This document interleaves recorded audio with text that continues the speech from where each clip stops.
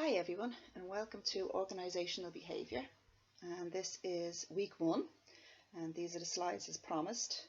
What I will do is I'm going to go through this presentation, and then we will link in on Wednesday and discuss main points of it, and if you have any questions we can address them then as well. Okay, so let's get started.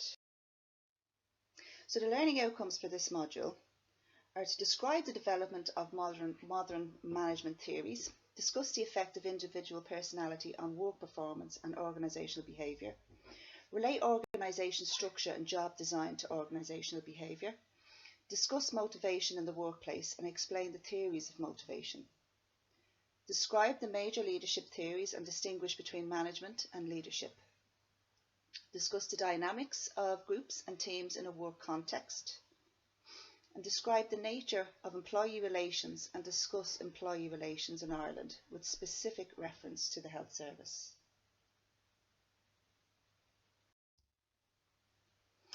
The assessment schedule for organisational behaviour, usually what we do is an in-class CA, an individual project, and maybe a literature review. So obviously the in-class CA, as we're doing online, is not going to be possible. So I will discuss this with you guys on Wednesday, but I would be happy to give you an individual project for, say, 40% of the mark, and then 60 for exam. So if you're all in agreement with that, that's great, we'll go ahead with that, but we'll talk about it on Wednesday. So here's some recommended reading. If you're really interested in organisational behaviour, or you want to, I don't know, dig deeper and explore it more, there's some recommended reading here.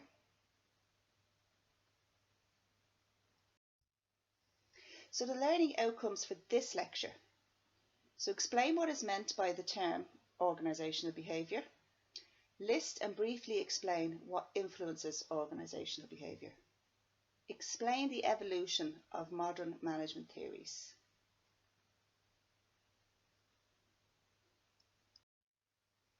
So what is organisational behaviour concerned with?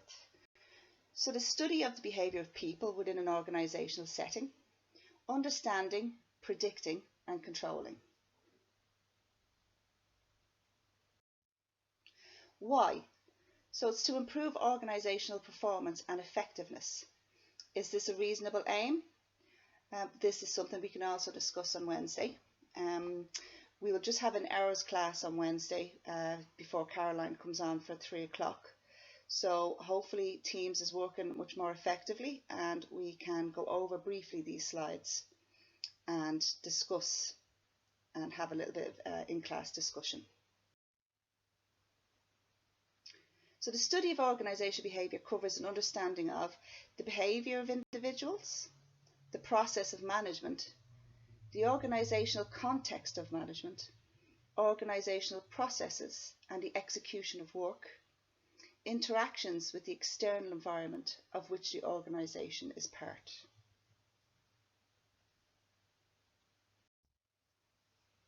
Organisational behaviour draws on a range of disciplines to provide insight into behaviour. So psychology, the study of human behaviour and individual traits. Sociology, the study of relationships among social groups and societies. Anthropology, cultural systems, beliefs, ideas and values. Economics, how wealth is produced and distributed. And politics, focuses on competitive struggles for power and influence.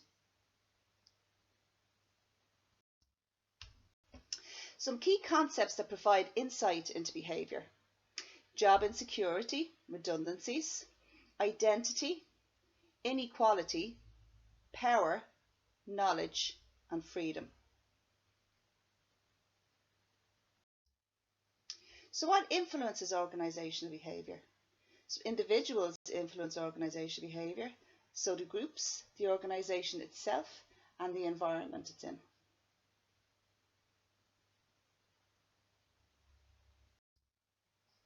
So individuals bring to the organisation their personality, their skills and attributes, values, needs and expectations. They can create conflict if their needs and the demands of the organisation are incompatible. And this is very important to try and ascertain this at interview stage, because the last thing, as we all would be very familiar with working as managers and working with a team, conflict is something that we want to really avoid at all costs. And if you can try and pick up someone that, you know, at interview stage, that personality are not going to fit in or gel into your team, that's a huge part of interviewing, and in my experience, a big part of the interview process. You really want to find someone who will slot into your team, because I'm sure we have all experienced disruptive members of a team and the effects that can have, negative effects it can have on a team. So groups exist in all organisations. They are an essential to organisation working and performance. They comprise of a range of different individuals, can develop their own hierarchies and leaders, can have a major influence on behaviour and performance of individual members, have their own structures and functions, role relationships and influences and pressure. And an understanding of group structure and behaviour complements an understanding of individual behaviours. So organisations, individuals and groups interact within the structure of the formal organisation. Organisational structure is created by management to establish a relationship between individuals, groups, and provide order and systems to direct efforts of the organisation into goal-seeking activities. Behaviour is affected by patterns of organisational structure. So the environment, the external environment, affects organisations through technology and scientific development. And we've all seen that with technology, especially with tracker and traceability, and economic activity, social and cultural influences, and government activities.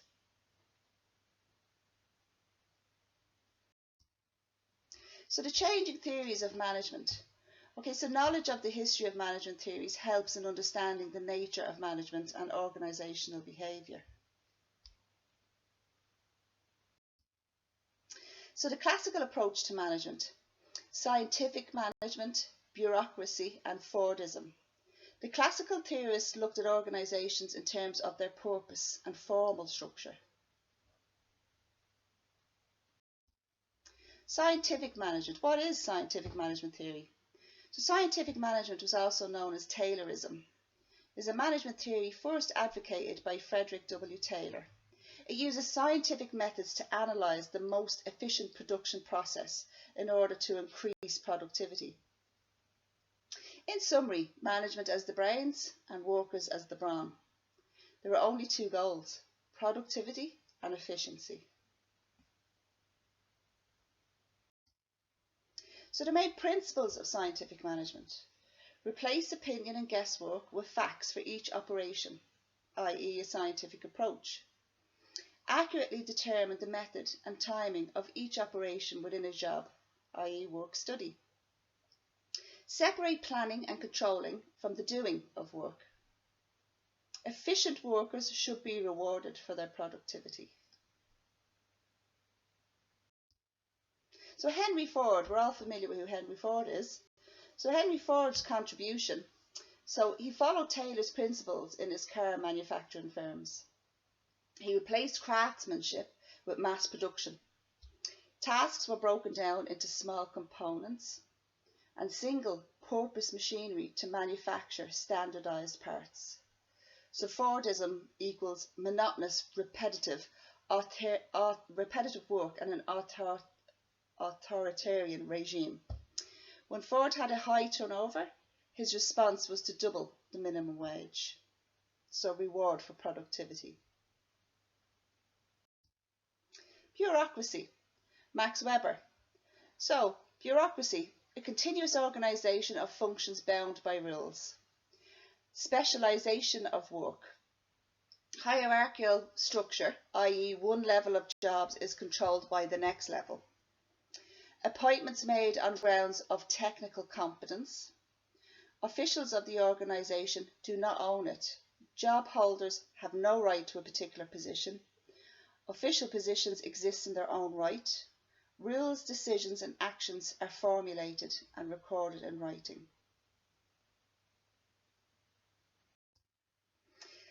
Problems associated with bureaucracies. Sorry, I'm tongue-tied this evening. So we will discuss that and we'll talk about it on Wednesday when we have our hour class. So administrative management. What is administrative management? The term administrative management refers to the act of running and maintaining a business or organisation. The core objective of administrative management is to create a formal structure that facilitates success for a particular business or organisation. Focused on how organisations should be structured, Henry Fayol. Administrative management theory attempts to find a rational way to design an organisation as a whole. The theory generally calls for a formalised administrative structure, a clear division of labour and delegation of power and authority to administrators relevant to their areas of responsibilities. So Henry Fayol's 14 principles of management.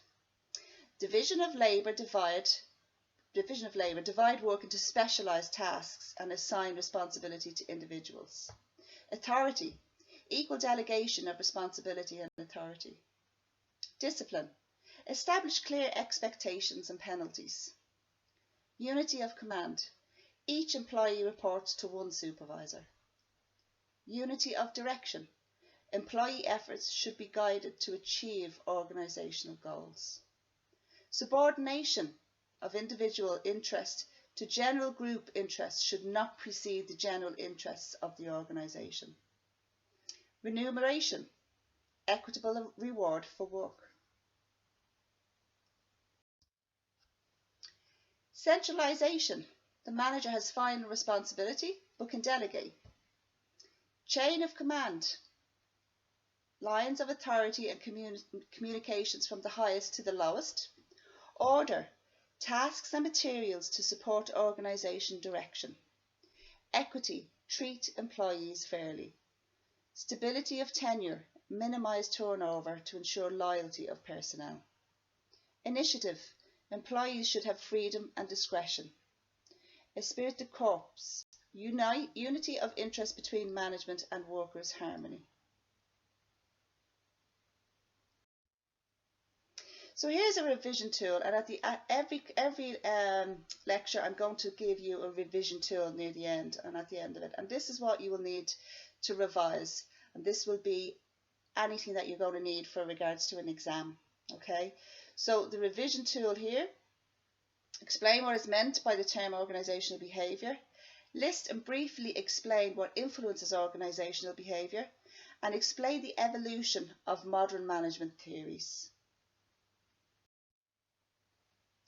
Our next lecture will be the changing theories of management, and I will record this lecture and send it on to you in the coming days also. And going forward, we will discuss every Wednesday, we will discuss the lectures that have been sent out to you that week. And if you're all happy to do that and happy for us to for this module to be delivered in this manner, we will talk about that on Wednesday also. Now obviously we can't do questions, but we will discuss it at length on Wednesday. And this is our final slide, so I will send this off to you guys now, and I will talk to you all on Wednesday, hopefully with no problems with regards to Teams.